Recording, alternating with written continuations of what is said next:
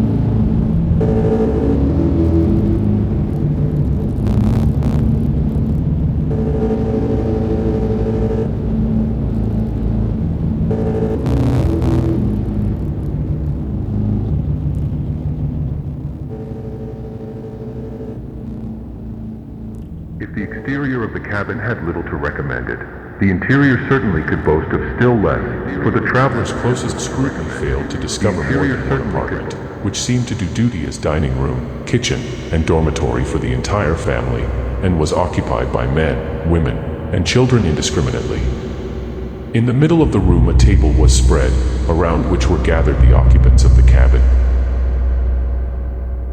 In the corners of the apartment beds were visible, yet the eye of the traveler wandered furtively about, in the vain hope of discovering in what manner his entertainers designed disposing of him for the night. They surely could not intend him to join this heterogeneous family circle. He blushed to think of such a thing. Famished and travel-stained, my father took the seat left vacant for him at the table, however, wisely determining not to take trouble upon interest, and little as appearances prepossessed him in favor of the party with which, through the exigencies of travel, he had become domiciled. He did not permit his apprehensions to affect his appetite, for, plain as the fare was, hunger induced him to do it ample justice.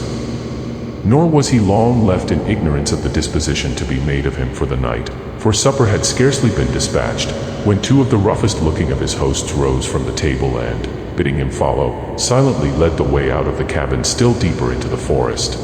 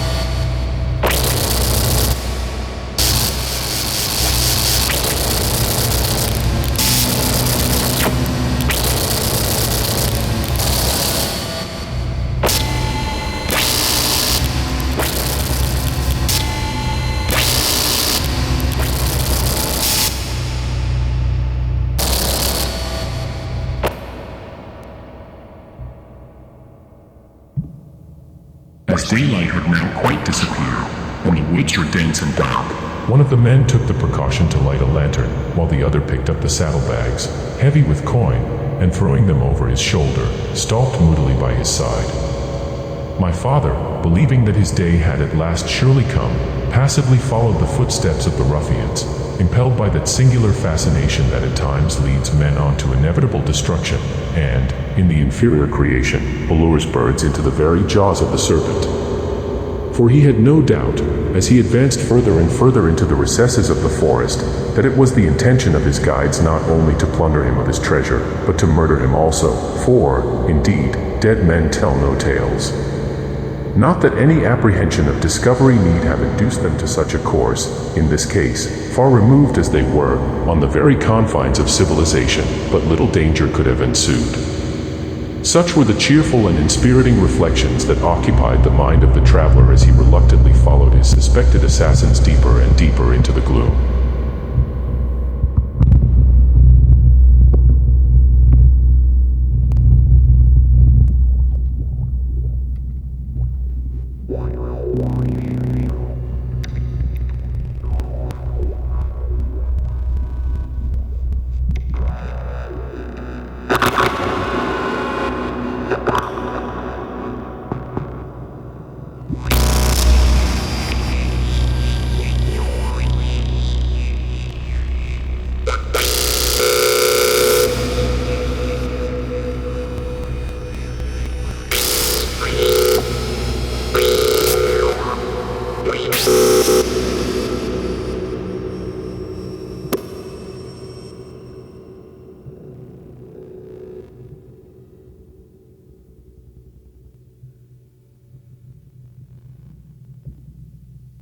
At length, when some half-mile or so from the cabin from which they had set out, another cabin came in sight, still less prepossessing than the first.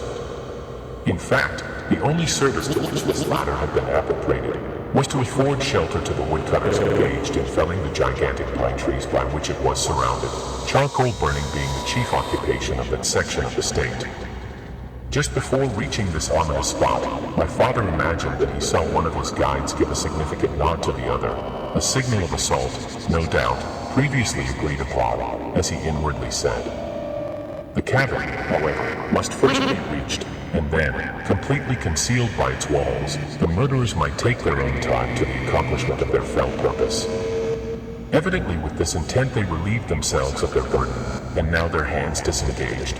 Just as their victim was expecting the fatal blow, what was his astonishment to see them peaceably take their leave, with the civil assurance that this was the only lodging they had to offer him. The relief experienced by my father in the unexpectedly mild conduct of the woodsmen was but of short duration and more than overbalanced by the alarm created by their subsequent proceeding, for, in taking their leave, one of them locked the door of the cabin after him, and coolly walked off with the key in his pocket.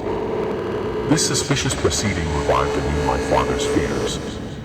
His fertile imagination was again at work in creating plans for his jailers to carry into execution.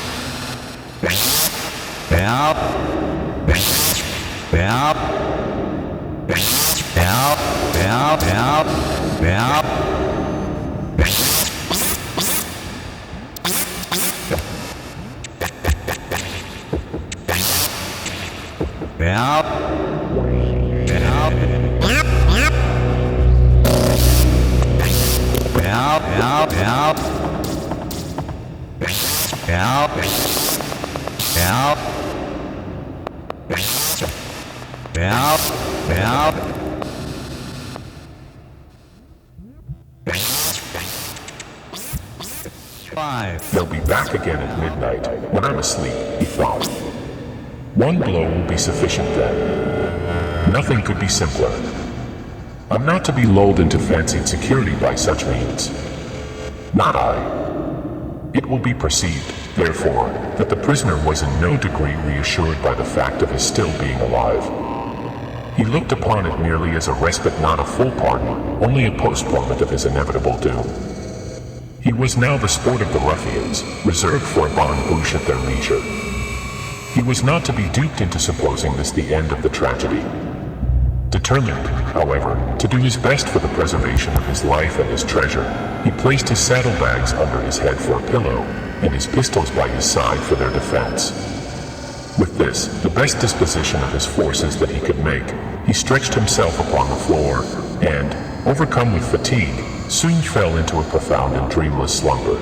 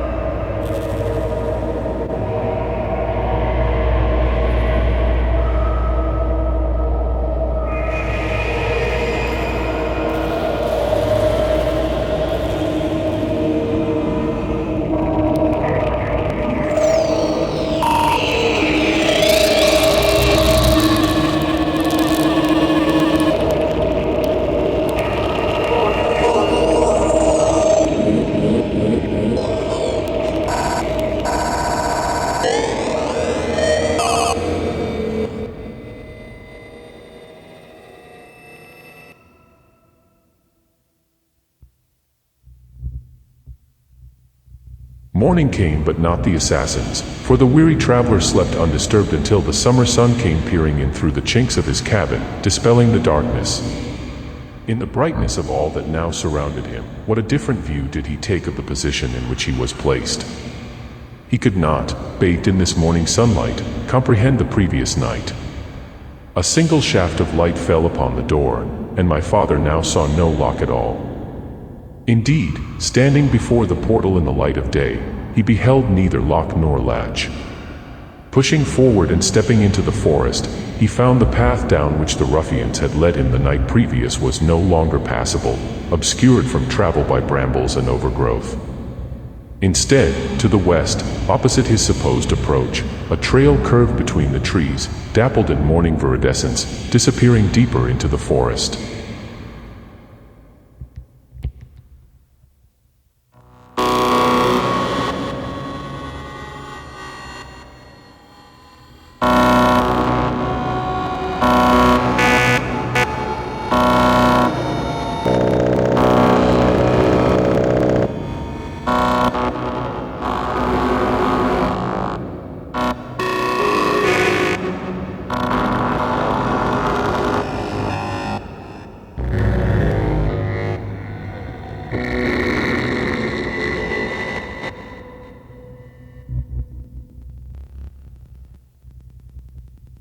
It is not to be supposed that the subject of this memoir wandered about like a knight of old in search of adventure. In truth, adventure seemed to seek him. That tours, such as he made, should abound in incident is in the nature of things, for the wild, semi-civilized state of the country through which they were projected rendered it inevitable. Bidding adieu to the solitary cabin in which he had suffered so severe an alarm, my father then turned away. Stepping out onto the path, he once more broke away into the lonely forest, setting off to face all hardships and privations over again, whatever they may be.